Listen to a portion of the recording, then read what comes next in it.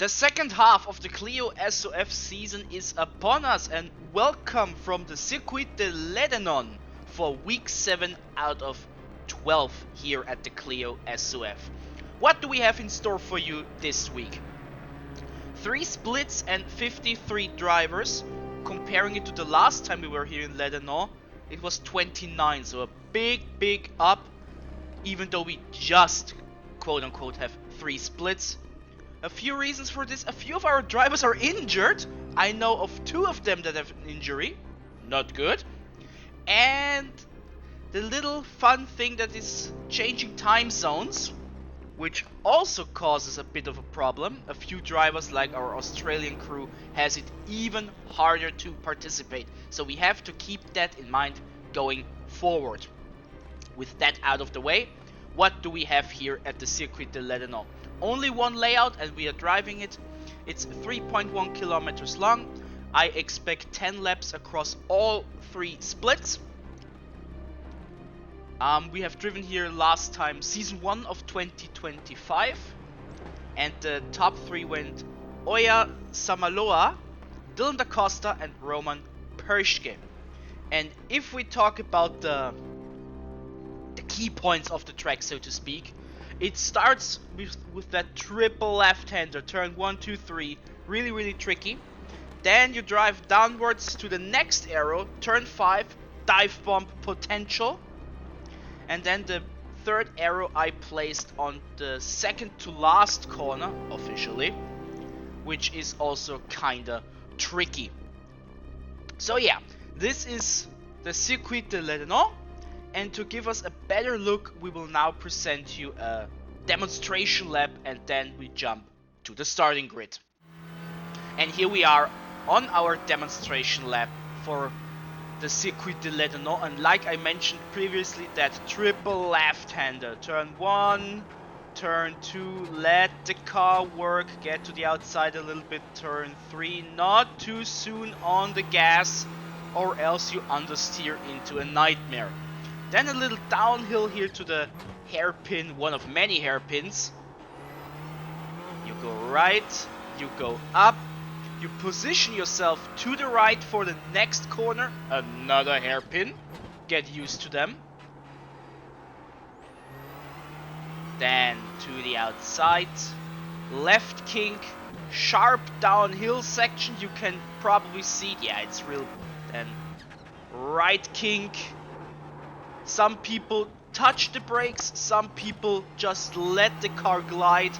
Another hairpin, back up the hill.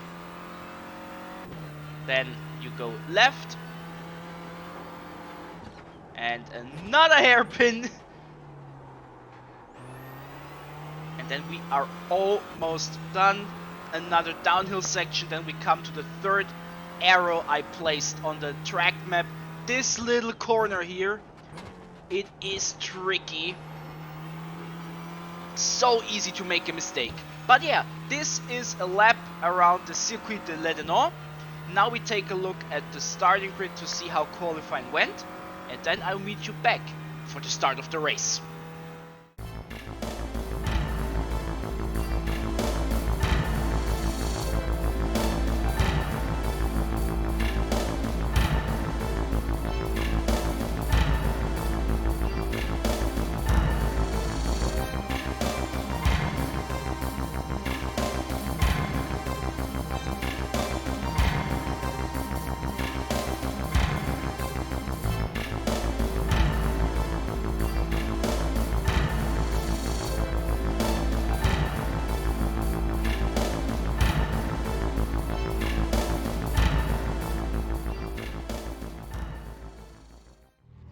As you can see, many familiar names are missing this week, so this could change things up for the overall championship standings.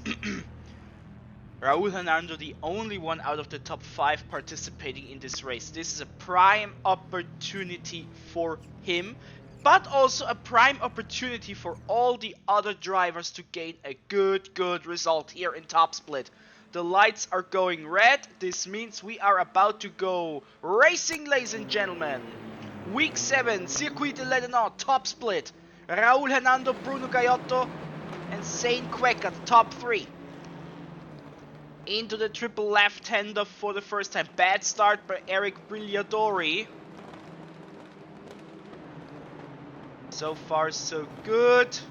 I heard a little bit of contact, but nothing too crazy. Clément Godet tries to get past his teammate. Big dive bomb by Thomas and contact! And that contact, I can tell you, caused a bit of damage on my car. But enough of this, just as a little insight here from the track, from the race itself. Big dive bomb by Thomas. Brought him up to P7. Big loser out of this sequence. Clément Godet, because he was stuck on his where he was, and several cars. You can see suddenly 3 cars between 4 cars almost. John Cook, can he get past him as well? Maybe we have to take a look at the timetable. Doesn't look like it. But yeah, my car was damaged, but Clément had the biggest net loss, so to speak. Carlos Rivera, first time through that difficult turn 14. John Duncan, different livery because there was a problem with his livery, so he had to change to his old one. Should be fixed by the next week. Andy Oakley, P10. Damaged car in front of him, P9.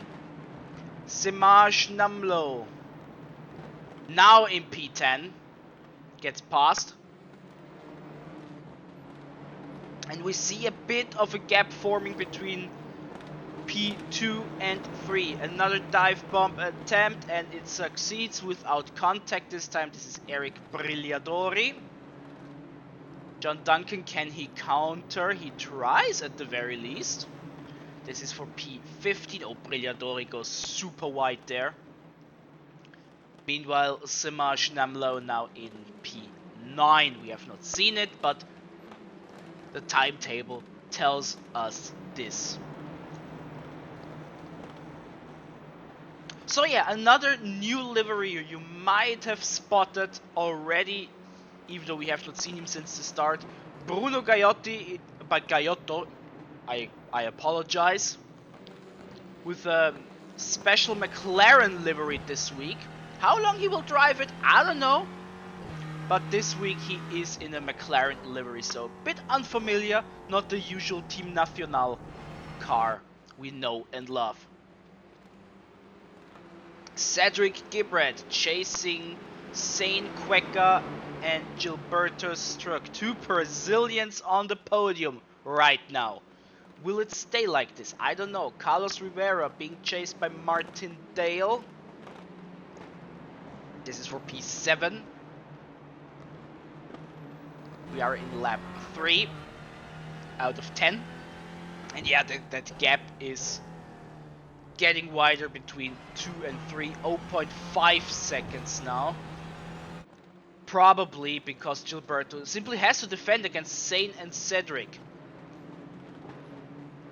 This helps Raul and Bruno Gaiotto. There you could see the McLaren livery for a little bit in the distance.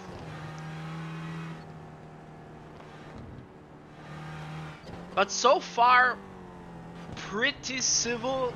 Like I said, we had one medium-sized contact. Yeah, let's call it medium-sized. Got a bit of damage out of it, but it was not game-changing. Noticeable, but not game-changing. Especially left-hand corners. Andy Oakley wants to get past said left-hand problem car. But please not in turn 14. This would be not good. But with a good exit, which he can get. Sorry, Andy Card. Oh, I did it again. I did it again. Every single week I forget it at least once. It's starting to become a meme at this stage. I apologize.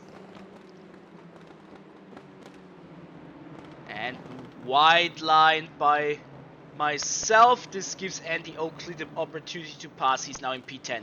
Let's take a look at this 4 people pack here.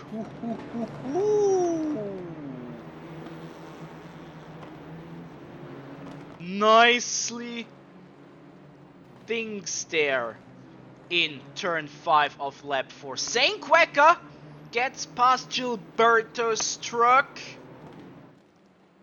He is now in P3, but the gap to the top guys, 2.6 seconds, it is pretty big. Semash dives into it. Another, yeah, it gives you a few attempts for dive bombs. Martin Dale, can he get past Semash? No, he can't. He gets spun around and loses many positions down to P17. This was lap 4 of turn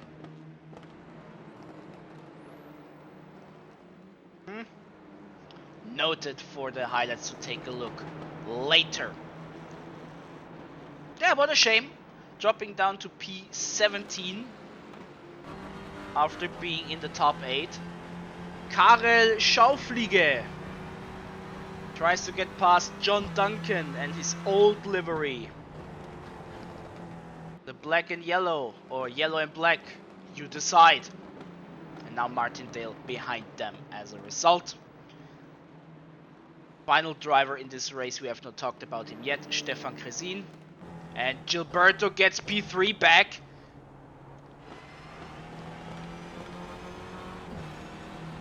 May have been a slowdown because Sain also lost the position to Cedric Gebret. This is usually a sign for there was a slowdown in place and he was not able to A, hold the position, and B, let the second car through.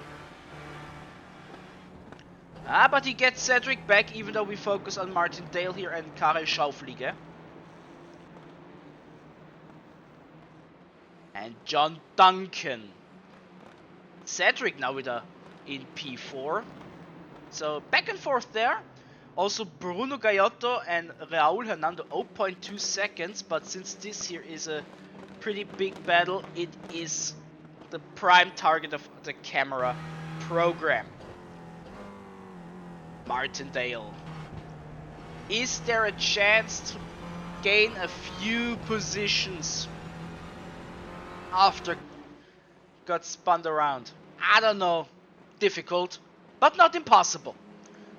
There were quite a few overtakes in this race, even though we have not seen all of them.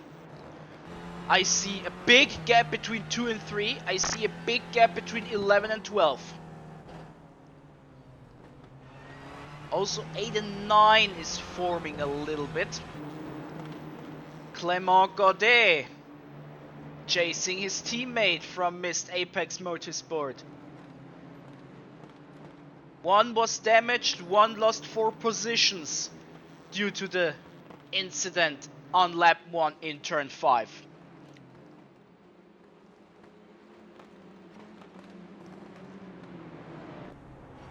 Tomas, P6. Chasing Saint Queca, wants to get past him, shows his nose, but stays behind for now. Smart. John Duncan, defending. Martindale, attacking. It's difficult. We have a battle for P10. We don't see it right now. But Clément is now through. Here in lap 6. So he is now the final car in the top 10.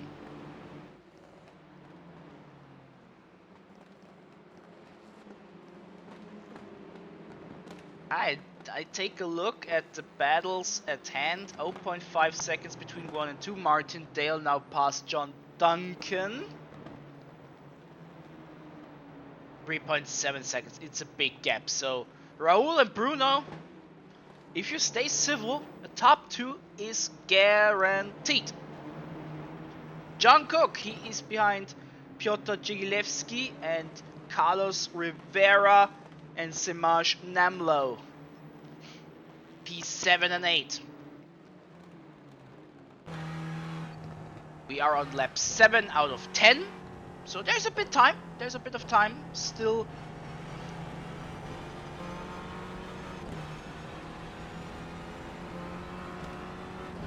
But if you ask me, where is the best overtaking opportunity?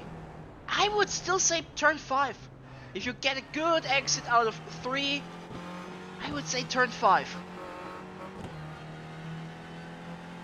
Definitely not turn 14 up there. If you try it here, you are a maniac. Just saying, personal opinion. 4 minutes left. Raul and Bruno do a fantastic job. And if we take a look, nobody of them has won a top split SoF race before. So we are about to get a maiden win, so to speak. Bruno Gaiotto, he has won 4 races in the SoF, but never in top split. Splits 2, 3 and 4, definitely. But not in split 1. Will he become the first driver in SoF history who has won a race in 4 different splits? Oh, a little contact there, Semaj and Carlos Rivera.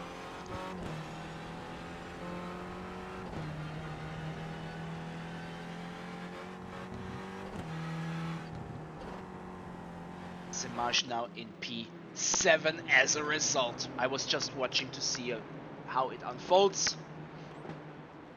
Less than 3 minutes. And they're fighting, it's a good fight. Counter attack, he dives! Carlos Rivera! Yeah, the circuit de Ledenon, it invites you to do a dive bomb. Simply put, it invites you to do a dive bomb. Saint Cueca, P5. Tomas, P6.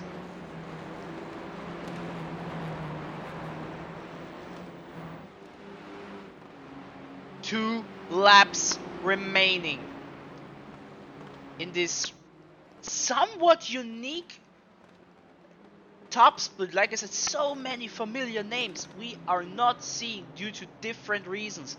No Kevin Anfield, no James Lazarus Smith, no Roman Pershke, no Dylan da Costa, no Miguel Freitas. These are 5 names, top of my head, that we usually expect here in the top split. All of them are not here, so this opens things up. Saint Cueca defends against Tomas, little love tap on the rear.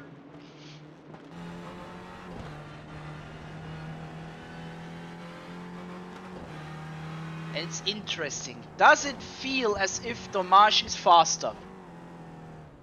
For the moment, yes. I would say so. For the moment, yes. But time is running out. Another love tap. Different choice of lines.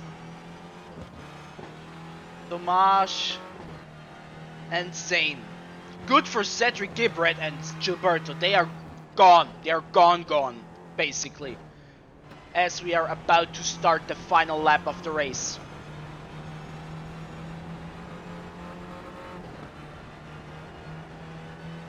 Zane defending the inside line. Makes sense. Tomas goes to the outside. Stays behind. John Cook and Piotr Jegilevsky side by side.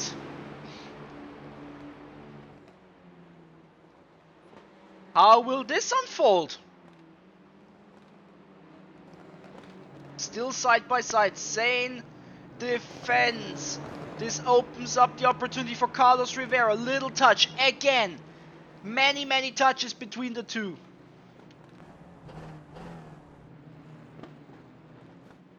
Zane, another touch.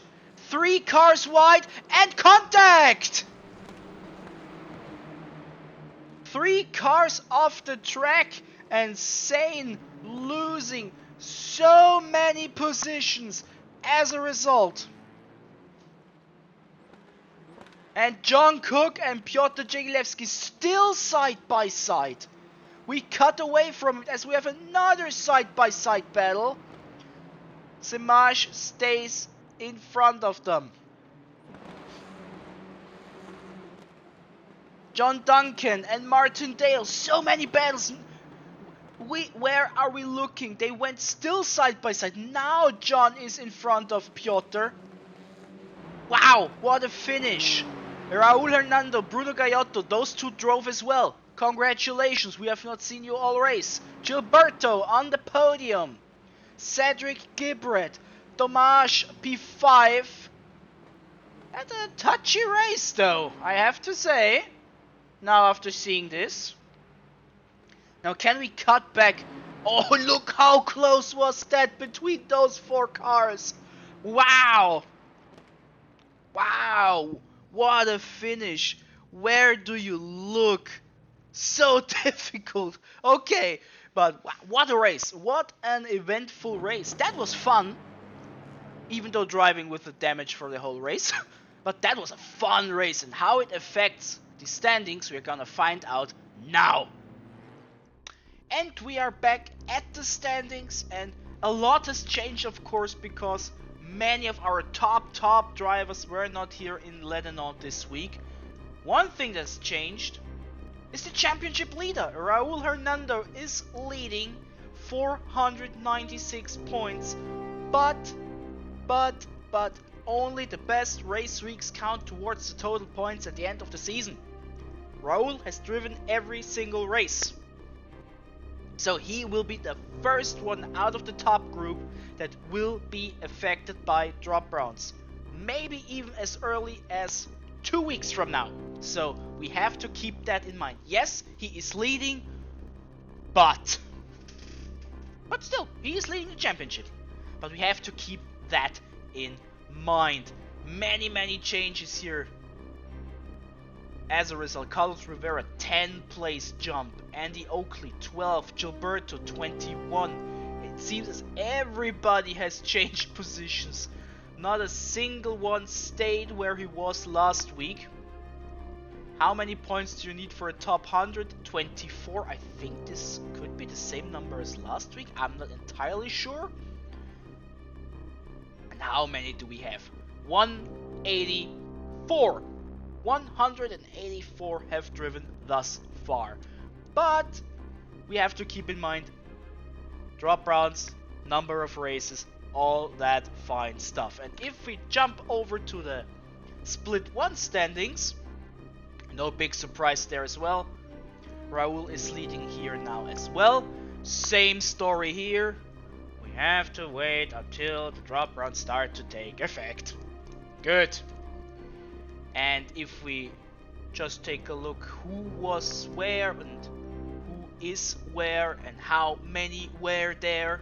How many drivers were in the top split race? 48 drivers this season. 48. Sane for the first time, John Cook for the first time, Eric Brigliadori new, Simaj. Oh, I gained 7 places. 24, my favorite number. 24 points, I love it. Yeah, that's the big, the changes, but Clement stays in P9. This is interesting, that he is one of the very few that stay in position. I think I saw it one other time. Yeah, Piotr Jegilewski stays in P16. So many shakeups after this interesting race. We have quite a few highlights, and I rarely do this, but one of the highlights is an entire lap between 2 drivers. So strap yourself in. Tomorrow, Split 2, will it be as eventful? I don't know. I hope so. But this is a high bar. This was a good race. So have fun with the highlights. See you tomorrow. Take care.